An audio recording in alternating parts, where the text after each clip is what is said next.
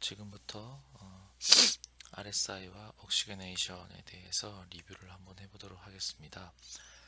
사실 이 내용은 지난 PEMC 때 발표한 내용인데요.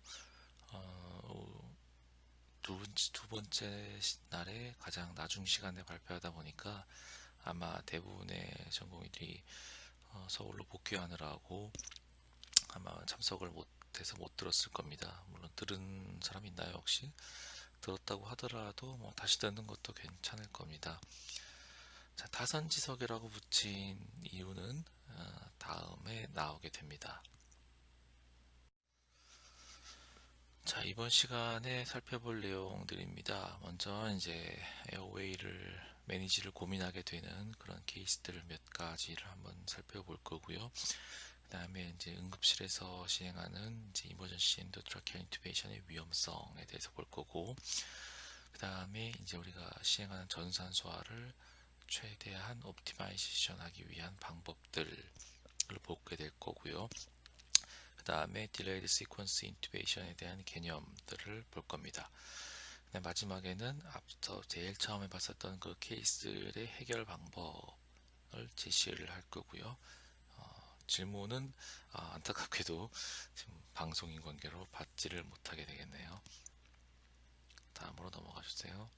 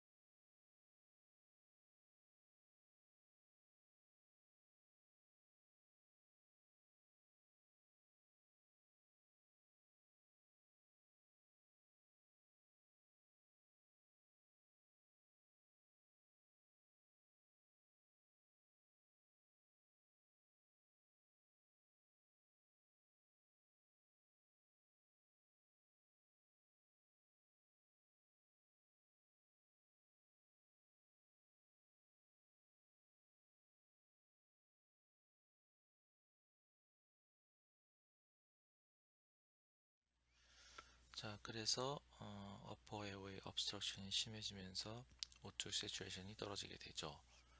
아주 급격하게 떨어지지는 않은 걸로 보입니다. 점차 떨어졌다는 걸 보니까.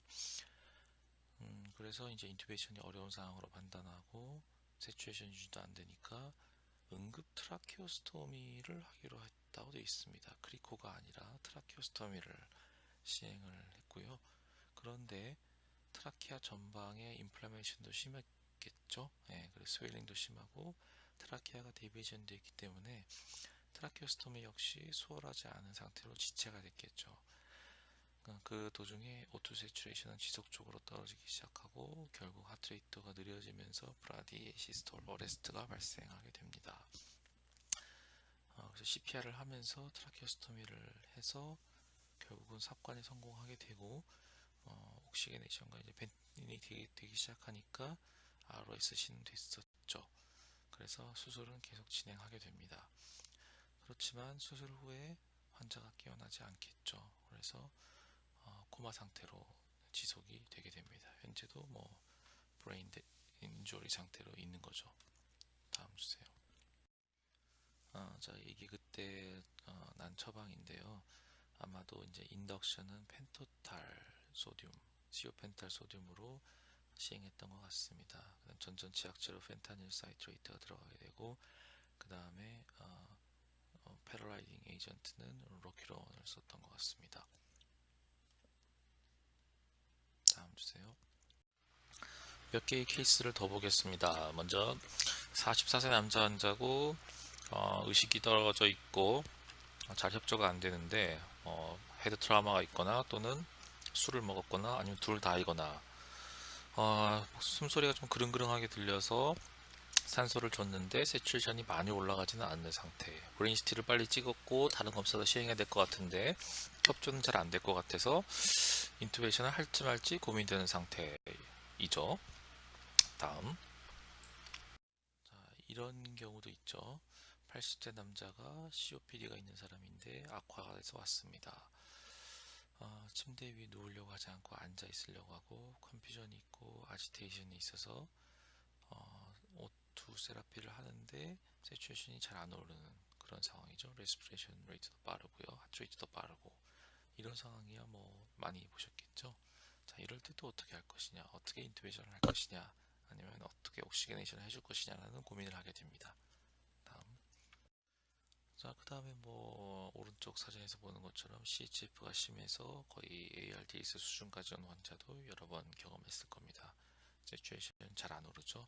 산소를 줘도 오르지 않습니다. 역시 아지테이션이 대단히 심한 환자가 되겠습니다. 다음 주세요. 자, 이 경우도 뭐 대표적으로 많이 보는 케이스 중에 하나죠. 시비어 아스마가 있어서 눈으로 보기에도 레스피레이터리 디스트레스가 매우 심한 상태이고 세츄레이션 떨어져 있고 사이아노시스가 있으면서 체스트, 렁 사운드는 거의 들리지 않는 상태이고 네뷸라이저를 씌우려고 해도 환자가 이미 컨퓨전이 심해져서 자꾸 마스크를 벗어버리려고 해서 네뷸라이저가 잘 안 되는 뭐 그런 상황이죠. 이런 것도 많이 경험을 해보셨을 겁니다. 다음 슬라이드. 자, 보통 이런 상황들에 처하게 되면은 인투베이션을 되게 서두르게 됩니다. 빨리 삽관을 하고 싶어 하죠. 자, 그래서 IV 라인을 잡고 에토미네이트를 주고 석신일 콜린을 투여하고 인투베이션을 시도하게 되는데, 자, 대개 이제 RSI 방법이죠. RSI를 시도하게 되는데 RSI라는 거는 환자의 자발호흡이 없어지게 되죠. 먹슬 릴렉산트를 쓰기 때문에 그렇게 되면 이제 호흡이 없기 때문에 당연히 산소화도 안 돼서 세츄레이션은 떨어지게 됩니다. 하지만 우리가 이제 충분히 전산소화를 시켜 놓았기 때문에 대개는 세츄레이션이 안전한 영역에서 더 떨어지진 않죠. 그걸 우리가 이제 세이프 에이프니아 타임이라고 부릅니다. 그런데 앞서 봤던 이런 여러 케이스 등의 사람들은 이미 세츄레이션이 떨어져 있고 옥시게네이션을 했는데도 산소화가 잘 개선이 안 되는 그런 상태이기 때문에 이미 세츄레이션이 떨어져 있기 때문에 세이프 에이프니아 타임이 없거나 있어도 대단히 짧은 환자가 되겠죠. 그래서 자발 호흡을 없애는 그 순간부터 세츄레이션이 떨어지기 시작하는데 그 속도가 대단히 빠르게 떨어지게 됩니다. 그래서 첫 번째 시도에 실패를 하게 되면은 바로 심각한 하이폭시아에 빠지게 되죠. 네. 그래서 좋지 않은 결과를 초래할 수도 있습니다. 그래서 삽관에 성공했다고 하더라도 바로 어레스트가 나는 경우도 아마 대부분의 전공의들 아마 경험이 있을 겁니다. 저도 경험이 있고요. 아니면은 아예 첫 번째 삽관 시도에 성공하기도 전에 세츄레이션이 심각하게 떨어질 수도 있죠. 첫 번째 환자 케이스처럼요. 자, 그래서 모든 환자에 대해서 바로 즉각적으로 인투베이션 하는 게 정답은 아닐 수도 있습니다. 그리고 RSI 하는 것이 정답이 아닐 수도 있죠. 네, 다음 슬라이드. 자, 우리는 마취과 다음으로 인투베이션을 많이 시행을 합니다. 그런데 우리가 시행하는 이머전시 엔도트라키알 인투베이션이라는 것은 마취과 영역의 인투베이션하고는 대단히 다르다는 것들을 아마 잘 알고 있을 건데요. 여러 가지 다른 점이 있겠지만은 그 위험성에 대해서 한번 보도록 하겠습니다. 다음. 자, 왼쪽 위에 나와 있는 사진은 클리프 다이빙이라고 부르는 익스트림 스포츠 중에 하나입니다. 자, 우리가 보통 이제 낙하산을 치고 뛰어내리는 건 되게 비행기에서 뛰어내리게 되는데 그렇게 정상적으로 통상적으로 뛰어내리는 다이빙에 비해서 이 클리프 다이빙은 상당히 위험하다고 되어 있고요. 무려 40배나 위험하다고 되어 있습니다. 그래서 모탈리티 레이트가 어떻게 조사했는지는 모르겠지만은 0.04% 정도 된다고 나와 있습니다. 자, 오른쪽 아래 그림은 이제 응급실에서 인투베이션을 시행하는 사진이 되겠는데요. 되게 이제 이런 응급실에서 인투베이션 하는 사람들은 되게 언스테이블한 사람이 많고, 따라서 충분한 시간이 없는, 충분한 장비나 뭐 시간이나 인력이 없는 상태로 진행을 하게 돼 있고, MPO도 안 되어 있는 상태가 대부분이죠. 자, 그래서 합병증이 발생할 확률이 높은데 모탈리티 레이트만 따져봐도 여러 연구에서 뭐 베리에이션 좀 있습니다만은 0.2에서 2.2%까지 보고되고 있습니다. 자, 위에 나와 있는 클리프 다이빙보다 훨씬 더 위험하죠. 다음. 2012년에 한 연구 결과인데요. 응급실에서 시행하는 이제 엔도트라키어 인투베이션의 뭐 위험성에 대해서 이제 보고한 것들인데, 이제 뭐 맨 먼저 뭐 라링고스코프를 들여다봤을 때 잘 안 보일 확률은 24%다. 첫 번째 시도에서 성공할 확률은 83.4%다. 어려운 기도삽과는 3.4%고, 컴플리케이션은 29%나 된다네요. 컴플리케이션 범위를 조금 넓게 잡은 것 같은데, 어쨌든 세추에이션이 정상 이하로 떨어질 확률도 15.7%나 됐었다. 그 다음에 카디악 어레스트는 2.2%나 발생을 했다는 얘기입니다. 대단히 위험하죠. 다음. 자, 이 연구는 시간이 좀 흐르긴 했습니다만은 우리 이제 응급기도관리 연구회에서 5년 동안 조사한 결과를 발표하는 건데요. 역시 뭐 비슷하죠. 라닝고스코프 들여다봤을 때 잘 안 보였던 경우는 13.6%, 그 다음에 제 첫 번째 시도에 성공했던 경우가 89%, 컴플리케이션은 8.8%로 보고되어 있고요. 그 다음에 어레스트가 발생한 경우도 0.2% 정도 나와 있습니다. 다음. 자, RSI라는 것의 특징을 한번 보겠습니다. RSI는 먼저 렁을 전산소화를 통해서 안에 렁 안에 모든 커패시티를 100% 산소로 채우죠. 그거를 디나이트로지네이션이라고 부릅니다. 질소를 없앤다는 뜻이죠. 질소 대신에 산소로 다 채워넣는다는 뜻이고요. 그 다음에 세다티브 에이전트와 파랄라이틱 에이전트를 동시에 투여해서 빨리 환자를 의식을 없애버리고 마비시켜버립니다. 그 다음에 신속하게 인투베이션을 하는 과정이기 때문에 중간에 벤틸레이션을 하지 않습니다. 그 다음에 그렇기 때문에 석세스 레이트가 다른 방법들에 비해서 대단히 높은 것으로 되어 있고요. 그 다음에 게스트릭 인플레이션도 미니마이즈 하게 할 수 있기 때문에 리거지테이션에 의한 아스피레이션 뉴모니아도 가장 적게 생기는 방법이죠. 다음. 자, 그런데 말이죠.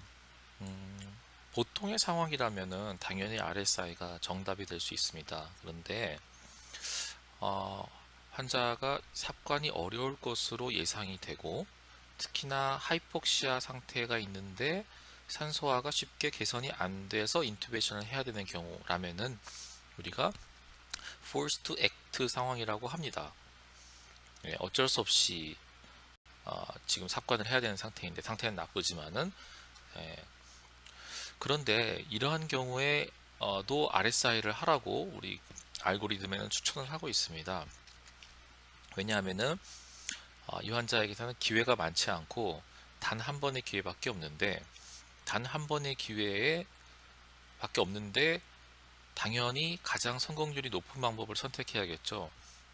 그런데 가장 성공률이 높은 확률은 바로 RSI니까 RSI를 해보자 라는 겁니다. 최선의 상태에서 한번 시도를 해보자는 거죠. 그래서 성공하면 좋은 거고 실패하면은 바로 failed airway 알고리즘으로 넘어가도록 하고 있습니다. 다음. 자, 한 번의 삽관 시도에 실패를 해서 failed airway로 넘어왔습니다.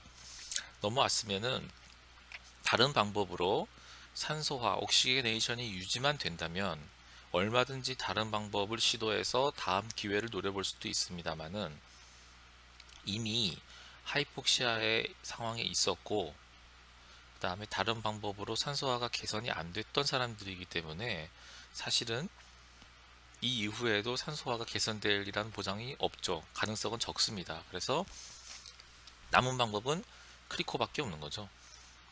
근데 뭐 물론 중간에 EGD를 삽입해 볼 수도 있습니다만은 EGD가 성공할 수 있는 확률이 별로 없죠. ARDS 같은 거 EGD가 별로 소용이 없죠. 그 다음에 첫 번째 봤던 케이스처럼 아나토미가 뒤틀려 있는 사람이면은 EGD가 성공할 수 없을 수 있습니다.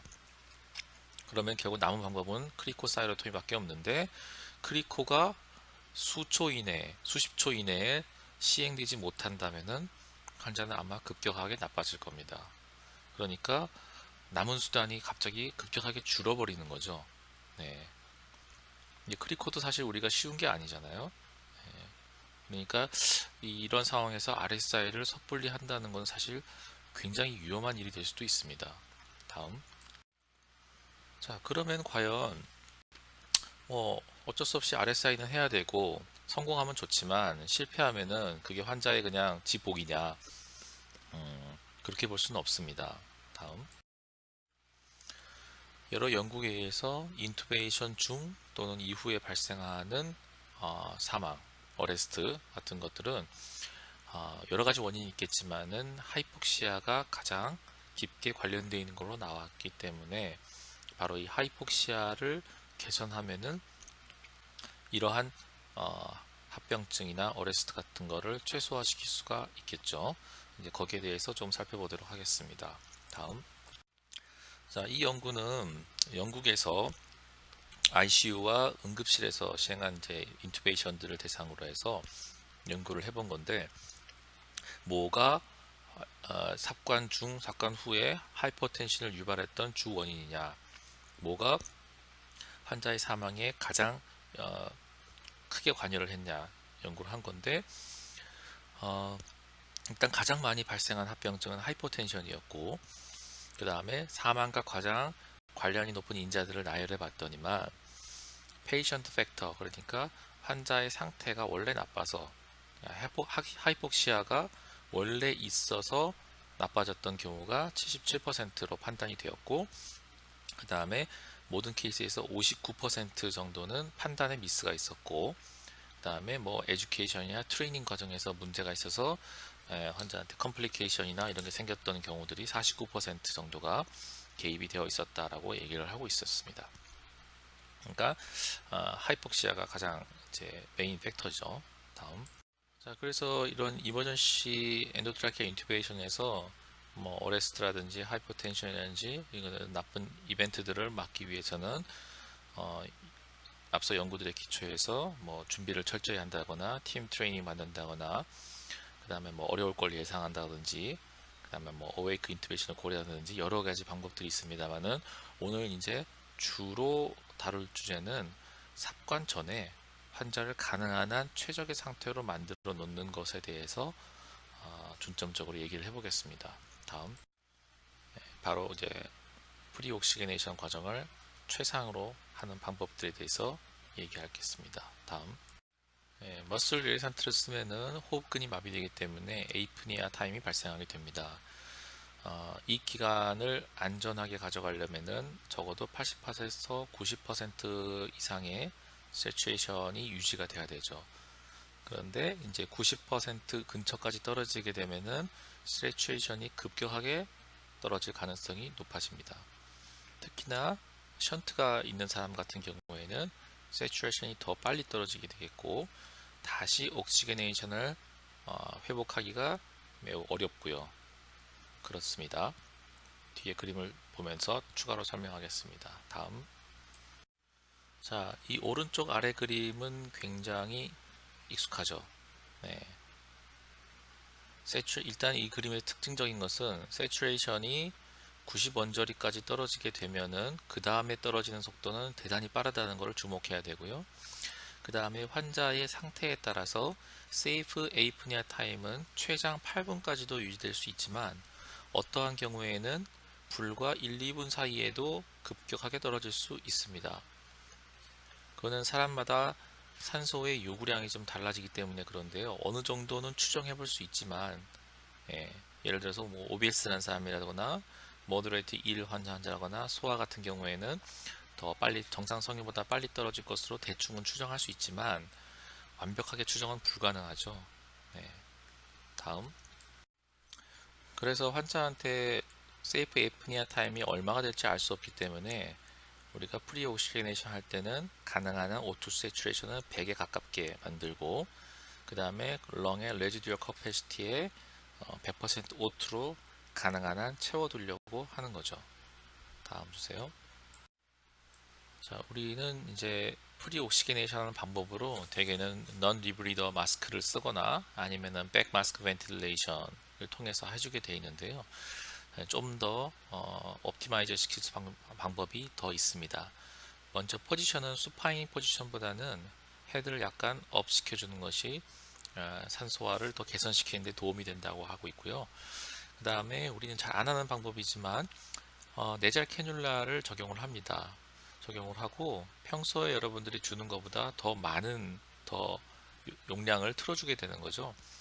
그래서 보통 우리는 5리터 미만으로 많이 틀잖아요. 그 이상은 산소화의 개선 효과가 없다고 이렇게 알고 있는데, 그리고 이제 점막이 드라이업 되기 때문에 더 이상 많이 트는 건 하지 말라고 하지만은 여기는 잠깐 동안의 프리 옥시게이션이기 때문에 더 많이 틀어도 됩니다.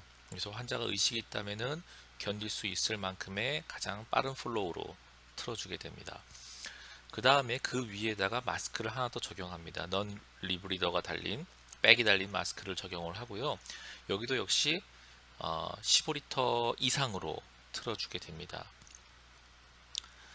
여러분들 워로투는요 눈금이 15리터가까지밖에 안 나와 있긴 하지만 더 많이 틀 수 있어요. 더 많이 틀면 더 많이 나옵니다. 그래서 강하게 틀어서 세츄레이션을 95% 이상은 적어도 유지되도록 하는 거죠. 아니면은 우리는 가지고 있지만 넌 인베이시브 벤틸레이터가 갖고 있다면 세츄레이션이 95% 미만으로 떨어져 있는 사람이라면은 NIV를 적용을 해서 산소화를 더 개선시킬 수 있죠. CPAP을 걸어줄 수 있으니까요. 특히나 이제 하이퍼캅닉이나 뭐 오비스상 환자나 션트가 있는 환자한테서 효과적입니다. 그래서 3분 정도 이상을 해주게 돼 있죠. 목표는 세츄레이션을 95% 이상까지 만드는 겁니다. 다음. 이거는 이제 포지션에 대해서 프리 옥시게네이션 효과가 얼마 되느냐를 보여주는 건데요. 이제 헤드업만 시켰을 경우에는 안 했을 경우에 세이프 에이프니아 타임이 364초인데 비해서 452초까지 증가된 것을 볼 수 있죠. 그 다음에 이러한 자세가 불가능하다면 리버스 트렌들렌 모그 자세로도 괜찮다고 얘기를 하고 있습니다. 다음. 자, non rebreathing facial 마스크에 대해서 보겠습니다. 자, 스탠다드 리저버 페이스 마스크는 오른쪽 그림처럼 이렇게 생겨 있습니다. 그 오른쪽 그림은 뭐 월오2인데요. 자, 우리가 기존에 쓰는 마스크랑 다른 점이 있죠. 눈썰미가 좋은 사람이라면 금방 봤겠지만은 우리가 쓰는 마스크는 굉장히 저가기 때문에 여기 그림에 있는 것처럼 밸브가 없습니다. 저기 밸브는 원웨이 밸브인데요. 양쪽에 두 개의 이제 동그란 것들이 있고 그 다음에 백하고 연결된 부위에 밸브가 하나 더 있어요.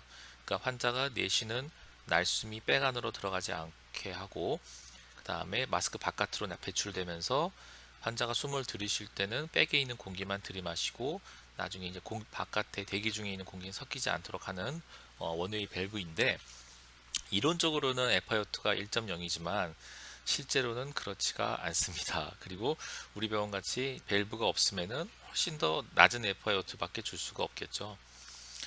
그래서 이 프리 옥시게네이션 상황에서 쓸 때는 상당히 고용량으로 틀어줘야 됩니다. 고유량으로. 그래서 워로2의 탭을 있는 대로 돌려서 세게 틀어줘야 되고요. 그래서 30리터에서 분당 60리터까지 많이 틀어줘야 됩니다. 15리터 정도만 딱 눈곱에 맞춰서 틀어주게 되면은 페이셜 마스크, 넌 리브리더 마스크를 잘 씌운다고 하더라도, 밸브가 다 있다고 하더라도 60에서 70% 정도의 FiO2밖에 공급해주지 못하는 걸로 되어 있습니다. 그러니까 뭐 우리는 밸브도 없지만 가능한 한 세게 틀어야겠죠. 그 다음에 백밸브 마스크를 쓰는 경우도 있는데, 백밸브 마스크는 밀착이 잘 안 되고요. 그 다음에 여러 가지 연구 결과에 따르면은 이 넌 리브리더 마스크를 쓰는 것보다 훨씬 더 낮은 FiO2밖에 줄 수 없다고 합니다. 그리고 환자가 자바로 이 힘이 떨어지는 경우에는 더욱더 낮은 FiO2가 들어가니까, 이런 상황이라면 되도록이면은 이 백밸브 마스크 쓰는 것보다는 넌 리브리더 페이셜 마스크를 쓰는 것이 좋을 것 같습니다.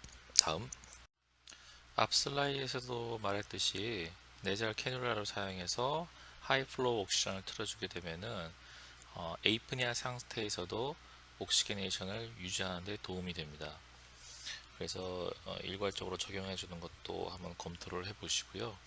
내잘 캐뉼라를 분당 5에서 15리터 가능한 한 환자가 견딜 수 있는 가장 높은 정도의 플로우로 틀어주게 되는 거죠. 가장 쉽고 효과적인 방법 중에 하나입니다. 그 다음에는 이제 이게 상품화 그림처럼 상품화된 내잘 하이플로우 내잘 캐뉼라가 있다면 분당 40m 이상으로 틀어주게 되면은 넌 인베이시브 벤틸레이션 마저도 페일한 환자들에서도 옥시게네이션을 개선할 수 있는 효과가 있기 때문에 적용하면 상당히 도움이 될 수 있겠죠.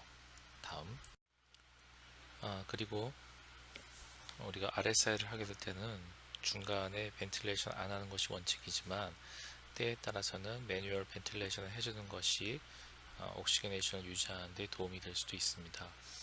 물론 세츄레이션이 원래 좋은 로우 리스크 환자인 같은 경우에는 필요하지 않겠지만, 91%에서 95%가 맥시멈이었던 사람은 떨어질 확률이 대단히 높죠. 그래서 이 사람들은 리스크 베네핏 따져서 조기에 매뉴얼 벤틸레이션을 중간중간에 해주는 방법도 있을 것이고요. 뭐 이보다 낮은 사람이면 당연히 해줘야 될 거고요. 자, 사용할 때는 타이달 볼륨을 낮춰야 됩니다. 적은 타이달로, 그 다음에 천천히 부드럽게 백을 짜야 되고요.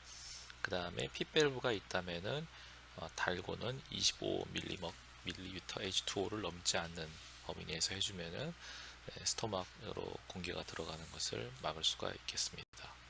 다음 주세요. 자, 이 슬라이드는 앞서 말씀드린 내용을 표 하나로 정리해 놓은 건데요. 이렇게 리스크, 로우 리스크, 하이 리스크, 하이폭식 이렇게 따라 가지고 산소화 전략을 나타낸 겁니다. 세츄레이션이 뭐 96%부터 100%까지의 로우 리스크 환자 같은 경우에는 3분 동안은 넌 리브리더 마스크를 사용해서 하고, 머슬 릴렉산트를 주는 타임부터 60초까지는 넌 리브리드 마스크와 나잘 옥시겐을 주고, 에이프니 피어리드, 그러니까 삽관을 시도하는 타임에는 분당 15리터 정도의 나잘 옥시전을 틀어주는 거죠. 이러한 방법을 택하고, 이제 하이 리스크 같은 경우에는 중간에 이제 CPAP이나 백밸브 마스크 같은 거를 이제 투입을 할 수가 있죠. 하이폭식 환자 같은 경우에는 처음부터 백밸브 마스크 디바이스나 CPAP을 사용해서 프리 옥시게네이션을 사용하고요. 머슬 릴렉산트가 들어가는 타이밍에도 계속 벤틸레이션을 해주고 있는 거죠. 마지막에 진짜로 시도할 때는 이제 15리터의 나잘 오투만으로 유지를 하는 거고요. 어쨌든 로우 하이폭식 어떤 환자든 에이프니아 타임에는 나잘 오투 15리터로 유지하는 것을 볼 수 있습니다. 이렇게 하게 되면은 상당히 그 디세츄레이션의 속도를 늦출 수가 있죠. 다음 주세요. 자, 지금까지 말씀드린 내용을 정리해 보겠습니다. 자, 삽관하기 전에 프리 옥시게네이션 피리드에는 먼저 헤드업을 20도, 30도 정도 올려주거나, 아니면은 리버스 트렌드렌버거 자세를 해주시고요. 그다음 내잘 캐뉼라를 걸고 환자가 톨러러블한 정도까지 5에서 15리터 사이에서 하이 플로우로 틀어주게 되고요. 그 다음에 넌 리브리더 마스크를 사용해서 분당 15리터 이상으로 하이 플로우로 틀어주거나, 아니면은 하이리스크에 있는 사람들 아니면 하이폭식인 사람들 같은 경우에는 CPAP을 사용해서 NIV로 쓰거나 아니면은 백벨 마스크에다가 핏배블을 달아서 벤틸레이션을 시켜주는 방법이 있겠습니다. 그렇게 해서 3분 동안 유지해 주시거나 아니면 시간이 더 없다 그러면은 8번의 바이탈 커패시티 브리딩, 그러니까 최대한의 딥 브리딩이죠. 그걸 8번 시키면은 시간을 단축시키면서 프리 옥시게네이션을 최대화 시켜줄 수가 있겠습니다. 다음 슬라이드. 그 다음에는 이제 세다티브와 파랄라틱 에이전트를 주고 환자가 패럴라이시스가 되게 되면은 페이스 마스크를 떼고 내잘 캐뉼라를 바로 연결해서 15리터로 틀어주게 됩니다. 만약에 그 오토 탱크가 하나 더 준비되어 있다면은 미리 나잘 캐뉼라를 연결해 줄 수도 있죠. 그러면 가능한 그걸 더 권장합니다. 떼고 연결하는 것보다는. 그 다음에 이제 페이스 마스크를 벗기고 조 스러스트를 하고 인투베이션을 하는 거죠. 근데 만약에 이 사이에 하이 리스크 환자 같은 경우에는 벤틸레이션을 해줄 수도 있습니다. 다음 슬라이드. 자, 여기까지 통상적인 RSI를 할 때 하기 전에 아니면 하는 중에 산소화를 최대한 높이 올리고 그 다음에 유지하는 방법에 대해서 본 거고요. 다음부터 볼 것은 RSI를 사용하지 않고 조금 다른 개념에 대해서 얘기를 할 겁니다. 아마 이제 고행차들은 좀 들어본 적이 있을 텐데 RSI가 아니고 래피드가 아니고 조금 시간적 여유를 갖고 삭발하는 방법에 대해서 보겠습니다. 다음 슬라이드. DSI 개념은 세데이션과 패럴라이시스를 분리하는 겁니다. 쉽게 말하면요. 그래서 세데이션을 먼저 시행하고 그 다음에 프리옥시게네이션을 한 다음에 이제 패럴라이시스 약제를 주는 거죠. RSI를 안 하는 게 아니라 세데이션을 먼저 시행하는 겁니다. 그래서 프리옥시게네이션이라는 행위를 하나의 프로시저로 생각을 한다면 일종의 프로시저럴 세데이션이라고 볼 수도 있죠. 이렇게 하는 이유는 프리옥시게네이션에 중점을 두고 프리옥시게네이션이 뭔가 원활하게 되지 않는 상황이라면은 이거를 따로 분리해서 이걸 원활하게 하기 위해서 세데이션을 먼저 해서 프리옥시게네이션을 조금 더 잘 하려는 의도라고 보시면 되겠습니다.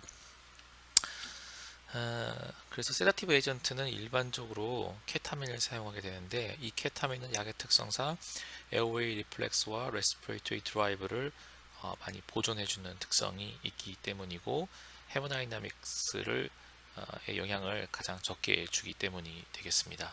다음 슬라이드. 그래서 이렇게 DSI에 적용을 받아야 되는 사람들은 어떤 사람들이냐? 바이탈 사인을 제대로 얻기 힘들 정도의 사람이거나 아니면은 나쁜 사람들에 해당될 거고요. 그 다음에 헤드 인주리를 받아서 아지테이션이 있는 사람들이거나 그 다음에 알코올을 복용하였거나 아니면은 사이코틱한 프로블럼이 있어서 그래서 프리오시게네이션에 잘 받아들일 수 협조가 안 되는 사람들 이런 사람들이 해당이 되고요. 그래서 good lung을 가졌으나 bad brain을 가진 사람들이라고 요약할 수가 있겠죠. 반대로 이제 또 COPD가 있는 사람이나 뉴모니아, 뭐 ARDS 같은 게 있어가지고 하이폭시가 있는 사람들은 이제 렁 자체가 나쁜 사람, bad lung을 가진 사람들이겠죠. 이런 사람들한테도 폭넓게 적용할 수가 있겠습니다. 다음 슬라이드. DSI 순서는 간단합니다. 먼저 하이폭시아 또는 뭐 프리옥시게이션을 해야 되는 환자가 협조되지 않는다면 먼저 케타민을 케이지당 1에서 2mg을 투여하고 그 다음에 프리옥시게네이션을 시행을 합니다. 그래서 약 2-3분간 시행을 한 다음에 옥시게네이션이 개선이 되면 파라라이틱 에이전트를 투여하고 45에서 60초를 기다렸다가 완전히 패럴라이시스가 되면은 인투베이션을 하게 되는 거죠. 물론 이때 필요하다면은 중간에 나잘 캐뉼라를 사용하고 조스트러스트를 해주고 그 다음에 백마스크 벤틸레이션을 해줄 수도 있습니다. 다음 슬라이드. DSI에는 1차적으로 사용하는 세다티브 에이전트는 케타민을 권장합니다. 케타민은 앞서 얘기했다시피 spontaneous respiration 또는 airway reflex를 블런팅시키지 않기 때문입니다. 사용하는 용량은 적어도 0.7mg/kg 이상으로 줘야만 환자를 해리 상태로 만들 수가 있습니다. 다음 슬라이드. 케타민을 줄 때는 kg당 1에서 2mg을 줘야 되고 IV 인젝션은 천천히 해야 합니다. 이거를 이제 IV 슈팅 하게 되는 경우는 잠시 동안 에이프니아 상태에 빠질 수도 있습니다. 투여를 하게 되면은 약 30초 이내에 환자는 세데이션이 되게 되겠고요. BP를 올릴 수가 있기 때문에 하이퍼텐션이 심한 사람한테는 적합하지 않은 약제가 되겠습니다. 다음 슬라이드. 자, 그럼 케타민이 안전한 약이냐? 모든 세다티브 에이전트는 다 위험성을 포함하고 있죠. 자, 케타민의 애드버스 이펙트에 대해서 좀 알아보면은 일단은 라링고 스파즘이 발생할 수 있는데 되게 이제 아이들에서 많이 발생하는 걸로 알려져 있고요. 그 다음에 하이퍼살리베이션, 그 다음에 에메시스 이런 것들이 유발될 수 있습니다. 그리고 대용량을 빠른 속도로 투여하게 되면은 앞 슬라이드에서 말했다시피 약 첫 2-3분 정도 동안에 되게 트랜지언트하게 레스피레이터리 디프레션에 빠질 수가 있기 때문에 만약에 이렇게 고용량의 다량을 조사를 했으면은 지켜보고 있다가 세츄레이션이 떨어지게 되면은 환자를 자극해서 깨우거나 아니면은 호흡을 보조해야 될 필요성이 생길 수도 있습니다. 그리고 이제 트랜지언트하게 하트레이트를 올리거나 블러드 프레셔를 올릴 수 있죠. 다음 슬라이드. 자, 그래서 케타민은 보편적으로 많이 쓰는 약이 되겠지만은 컨트라인디케이션도 있습니다. 나이면으로 보면은 약 3개월 미만의 아이고요. 그 다음에 약을 먹어서 지금 컨트롤되고 스테이블 하다고 하더라도 사이코시스가 있는 환자한테는 투여하지 않는 것으로 되어 있습니다. 그리고 렐러티브 컨트라인디케이션은 역시 이제 1세 미만의 3개월에서 1세 미만의 아이들, 그 다음에 뭐 airway instability history라든지 tracheal surgery, tracheal stenosis 이런 경우에는 relative contraindication이 되고요. 자, 그 다음에 unstable한 cardiovascular disease, heart failure, uncontrolled hypertension, 그 다음에 그 안구 손상이라든지 글라우코마 같은 경우에도 relative하게는 contraindication이 된다고 합니다. 만약에 이러한 그 케타민이 컨트라인디케이션이 된다면 DSI를 위해서 다른 약제를 고려해 볼 수 있는데요. 하나가 덱스메디토미딘이라는 약이 되겠고, 그 다음에 또 하나는 펜타닐이나 레미펜타닌, 알펜타닐을 쓸 수 있겠습니다. 그 다음에 드로페리도르라든지 아니면 여러 약제를 컨비네이션한 방법도 고려해 볼 수가 있겠습니다. 여기서 말하는 이제 덱스메데토미딘 같은 경우에는 오른쪽 그림에서 보는 것처럼 상품명으로 프레스덱스가 있죠. ER엔 들어와 있지 않지만은 구리병원에는 들어와 있어서 마취과에서 쓰는 약이 되겠습니다. 그 다음에 펜타닐도 쓰고 있고요. 그 다음에 레미펜타닐도 우리가 울티바란 약으로 쓰고 있죠. 다음 슬라이드 주세요.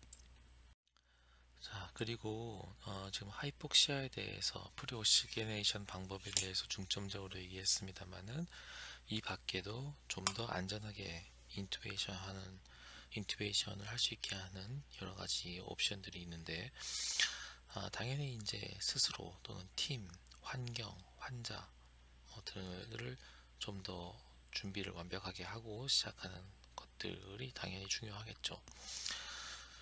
그리고 네소가스트릭 튜브를 미리 인서션 한다면 아스피레이션의 위험을 최소화할 수 있을 겁니다. 그 다음에 혈압이 낮은 사람들은 혈압이 떨어질 것에 대비해서 바소프레셔나 아이노트롭스를 사용하게 되면은 애드버스 이펙트를 줄일 수 있겠죠. 그 다음에 잘 아시겠지만은 하이폭시아에 이제 오랫동안 노출되어 있던 사람 같은 경우에는 카테콜라민을 많이 분비해서 이미 소진하고 없기 때문에 라링고스코프로 자극을 했을 때 추가로 이제 그래서 베이거스 너브가 활성화가 됐을 때 카테콜라민이 분비가 돼서 그것을 상쇄할 만한 여력이 없게 되죠. 그래서 급격하게 하이포텐션이 발생할 수 있는데 이것을 대비하기 위해서 하이폭시아에 빠져 있는 사람들은 IV 플루이드를 500cc 정도 하이드레이션 하고 시작을 하라는 권고 사항이 있기도 하죠. 그래서 뭐 미리 하이드레이션을 해준다거나 그 다음에 뭐 브론코 스패즘 같은 있는 사람들은 브론코 다일레이터를 먼저 써두거나 그 다음에 뭐 환자를 잘 옵저베이션하고 모니터링하는 거, 그 다음에 만일의 상황을 대비해서 더블 셋업 해두는 거, 이런 것들이 모두 세이프 인투베이션에 도움이 되는 것들이 되겠습니다. 다음 슬라이드. 자, 그래서 지금까지 DSI를 살펴봤는데 그러면 DSI를 하라는 거냐? 네, 저는 하라는 쪽을 권장을 하고 싶습니다. 하라는 쪽으로. 왜 그러냐 하면은 특히나 뭐 환자 상태가 나쁜 경우, 아마 대부분의 경우겠죠. 환자상 세츄에이션이 떨어지고 하이폭시아에 빠져 있는 사람들 같은 경우에 당장 삽관을 해야 될 것 같지만 사실은 정말로 분초를 다퉈가지고 당장 삽관을 해야 되는 사람들은 어레스트로 들어온 사람들 말고는 사실 시간이 좀 있다고 봐요.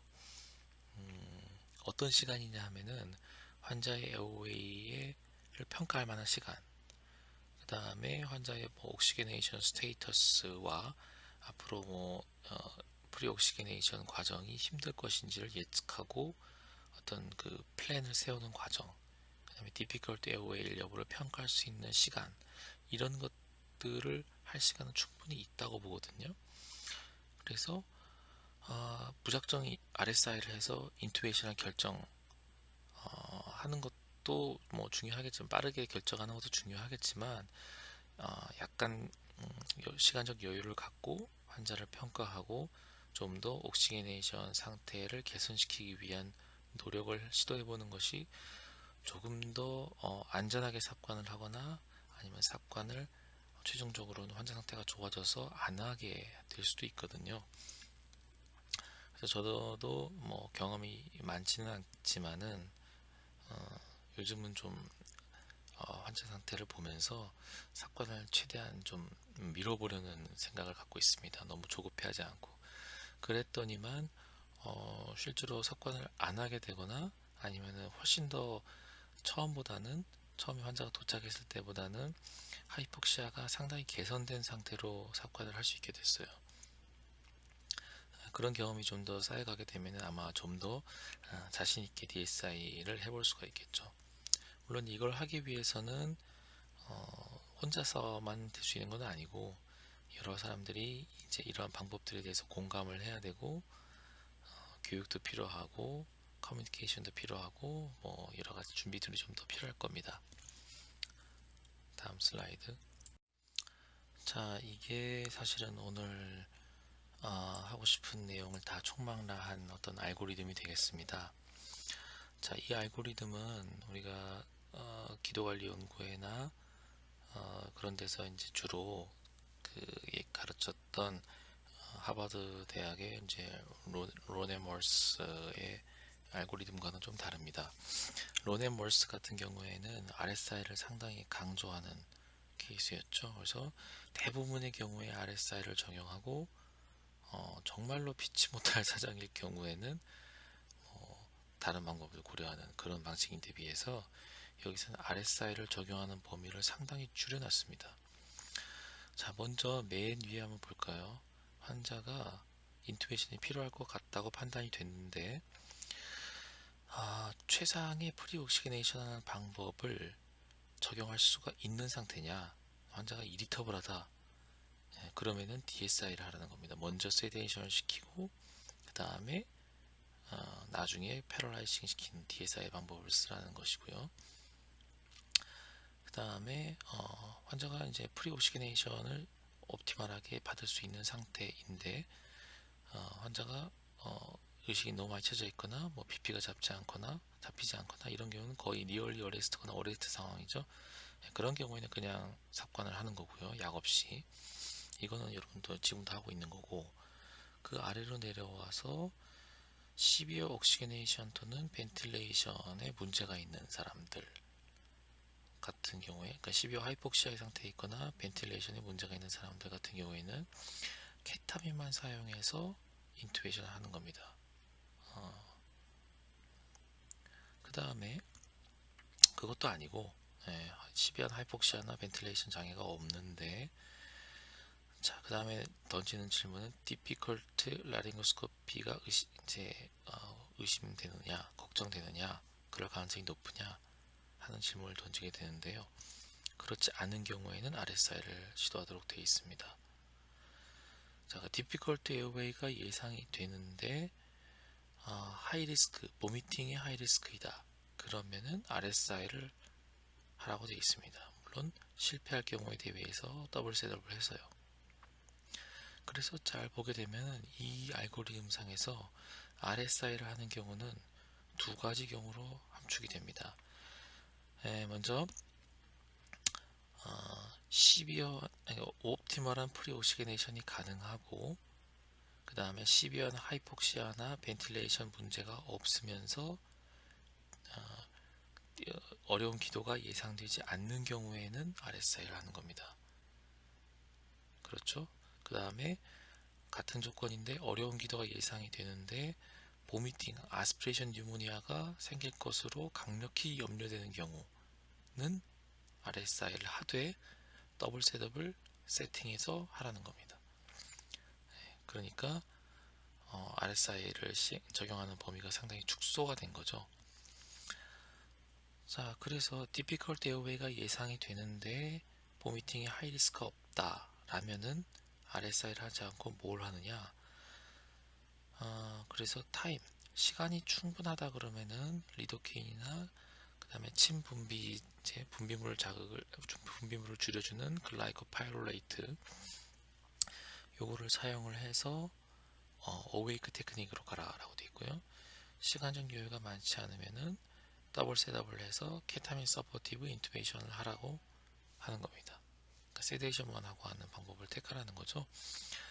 그래서 이 알고리즘의 핵심은 다시 말씀드리면은 RSI를 적용할 수 있는 거는 확실하게 성공할 가능성이 높을 때, 그 다음에 시비언 하이폭시아 또는 벤틸레이션에 문제가 없는 사람들, 이런 사람들한테 하는 거기 때문에 우리의 진료 환경으로 보자면은 아마 NS 환자 정도가 되지 않을까 싶습니다.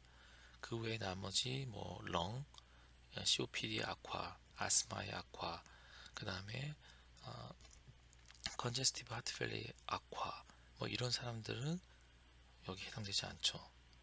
그래서 웬만하면 어웨이크 테크닉으로 가거나 아니면은 보미팅이 심하게 이제 걱정이 된다면 이제 RSI나 더블 셋업을 준비한 RSI로 가야 된다라는 얘기가 나오는 거죠. 다음 슬라이드. 그래서 앞서 말씀드린 내용을 바탕으로 맨 처음에 보여드린 케이스들을 어떻게 해결할 것인가에 대해서 같이 살펴보도록 하겠습니다. 다음 슬라이드. 자, 첫 번째 케이스는 이렇게 흘러갔습니다. CT를 찍으려고 이 상태에서 IV 에토메이데이트를 주었는데 바로 레스피레이터리 디프레션에 빠지고, 그래서 그거를 벗어나기 위해서 백마스크 벤틸레이션을 했는데 보미팅을 해서 아스피레이션이 생긴 뭐 이런 경우였죠. 그래서 이런 사람이라면은 먼저 DSI를 하는, 먼저 케타민으로 세데이션을 시키고 그 다음에 프리옥시게네이션을 한 다음에 그 다음에 머슬 레이선트를 주고 RSI를 했으면 더 낫지 않았을까. 그런 케이스가 되겠습니다. 다음 슬라이드. 자, 두 번째 COPD 환자는 어떻게 되었냐.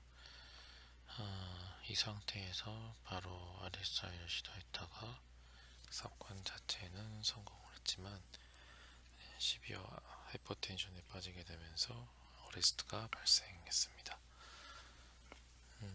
이 환자도 역시 케타민을 먼저 주고 옥시게네이션을 향상시킨 다음에 인투베이션 하였다면 안전하게 할 수 있었겠죠. 다음 슬라이드. 자, 세 번째 케이스는 제가 경험했던 케이스인데 DSLR을 적용했던 케이스가 되겠습니다. 65세 여자 환자고 CHF에서 아큐틱 익제스베이션이 있었고 롱은 저랬습니다. 세츄레이션이 넌 리브리더 마스크를 사용하여도 85%밖에 안 나왔고요.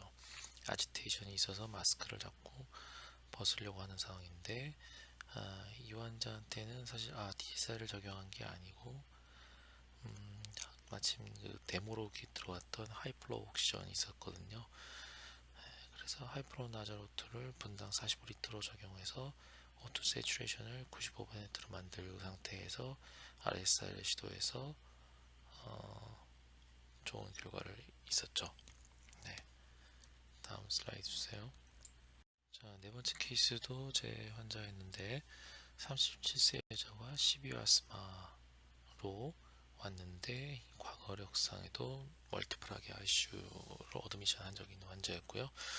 처음에 왔을 때에도 명백한 레스피레이토리 디스트레스 상태에 있었고 SaO2 뭐 잘 나오지도 SpO2 잘 측정도 안 되고 사이언시스가 심하고 해서 당장 인투베이션을 해야 될 것 같은 뭐 그런 상황이었는데요. 환자가 언스테이블했고 그 다음에 아지테이션이 심했기 때문에 케타민을 먼저 IV를 주고 그 다음에 네뷸라이저 마스크를 적용한 다음에 그 다음에 내절 캐뉴라를 걸고 넌 리브리더 마스크를 씌운 다음에 증세가 좋아졌어요. 그래서 결국 삽관을 안 했던 그런 케이스입니다. 운이 좋았죠. 네. 다음 슬라이드.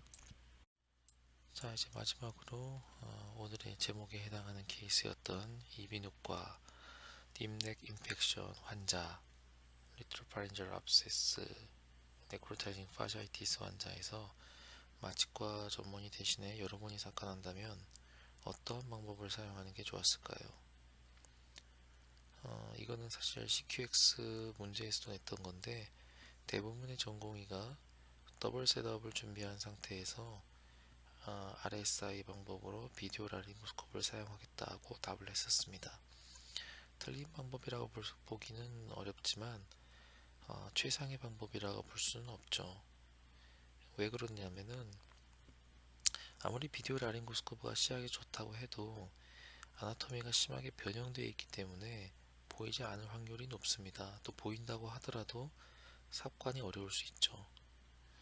자, 그렇게 실패하게 되면은 바로 이제 서지컬 에어웨이로 넘어가야 될 텐데 이 환자 같은 경우에는 서지컬 에어웨이도 쉽지 않습니다. 목이 많이 보이셔서 랜드마크 찾기도 어렵고 데비에이션이 있어서 의외로 실패할 확률이 높죠. 예. 그리고 아나토미가 노멀 아나토미가 깨져 있는 상태에서는 엑스트라글로틱 디바이스도 역시 사용하기 어렵습니다. 그러니까 두 가지 이제 비디오 라링고스코프와 이제 크리코사이로토미를 준비했다고 더블 셋업 상태라고 해도 전혀 안심할 수 없는 상태인 거죠. 그래서 이 환자 같은 경우에는 앞서 이제 보았던 알고리즘을 다시 이제 참고를 해보면은요, 환자가 아지테이션이 심한 상태가 아니기 때문에 DSI는 필요하지 않습니다. 그 다음에 프리옥시게네이션을 그러니까 이 환자는 안전하게 프리옥시게네이션을 할 수 있죠. 그래서 마취과에서 인투베이션을 하기 전에 92% 이상의 세츄레이션이 유지가 됩니다. 시비어 하이폭시아도 아니고 그런 상태인 거죠. 하지만 벤틸레이션은 조금 곤란했던 상황 같아요. 그 다음에 백마스크 벤틸레이션도 어려울 가능성이 있는 환자이기 때문에 케타민 서포트 인투베이션을 우선적으로 고려해야 되는 상태이죠. 벤틸레이션이 괜찮을 거라고 예상을 했다면은 그 다음 단계의 질문인 디피컬트 에어웨이냐 아니냐를 판별하는 건데 명백한 디피컬트 에어웨이죠. 그렇기 때문에 RSI를 시도하는 것은 대단히 위험합니다. 그리고 금식이 되어 있기 때문에 아스피레이션 위험도 없죠. 그러니까 RSI를 해야 될 이유가 별로 없는 겁니다.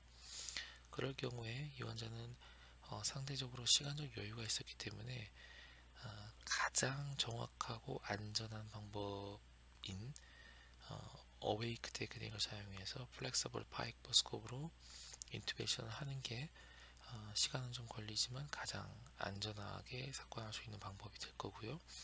그렇지 않다라고 한다면은 케타민을 사용해서 재우고 재운 다음에 비디오 라링고스코프로 한번 시도해보는 방법도 괜찮은 방법이 될 겁니다.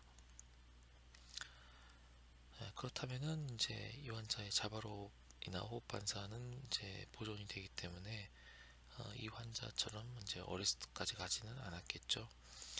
그 다음에 리트로그레이드 인투베이션도 서지컬 에어웨이긴 하지만 바늘구멍 하나로서 삽관을 하는 거기 때문에 크리코사이로토미처럼 그렇게 시간이 많이 걸린다거나 어렵지는 않습니다. 그래서 리트로그레이드 인투베이션도 하나의 또 훌륭한 대안이 될 수 있죠. 그 다음에 또 하나 이제 다른 방법으로 이제 오로트라키얼 인투베이션을 시도하는 상황에서 만약에 페일한 경우에는 젠트 벤틸레이터를 사용할 수 있도록 준비를 해 둔다면 다른 방법을 시도하려는 준비를 하기 전에 디세츄레이션을 막을 수 있는 훌륭한 대안이 될 수 있습니다. 비록 삽관은 안 된다고 하더라도요. 그래서 cannot intubate, cannot ventilate 상태에서 cannot intubate, can oxygenate 상황으로 유지시켜 줄 수가 있습니다. 이러한 상태라면은 얼마든지 여러 가지 방법을 동원할 수도 있고 그 다음에 트라키오스토미를 여유 있게 할 수도 있죠. 그렇기 때문에 이제 여러 가지 테크닉, 이런 테크닉들이 있다는 것을 염두에 두고 접근을 해야 할 겁니다. 다음 슬라이드. 자, 긴 시간을 들어주셔서 감사합니다. 그래서 서머리를 하면은요.